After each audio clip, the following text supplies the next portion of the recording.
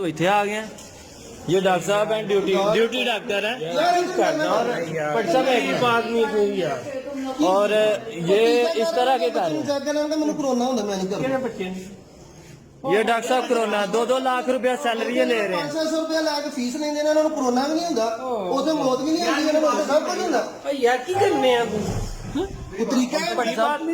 किसी को यार ये चेक नहीं कर रहे सब को ये कह रहे हैं कि हमें कोरोना हो रहा है हमने किसी को चेक नहीं करना छुट्टी लेके घर चले जाएं आप 2 लाख रुपया आप सैलरी लेते हैं मुझसे बात करें मेरे बच्चे को चेक करने के लिए आपने कहा मैंने ऐसे नहीं करना मुझे कोरोना होता है मैं आपको दवाई लिख नहीं दे रहा कोरोना होता है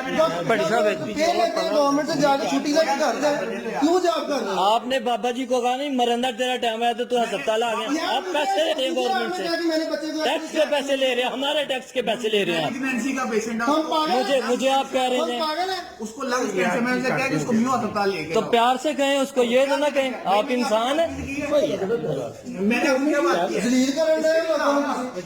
उनकी सुबह का यही सूरत हाल है ये सारा उसकी ना हो गई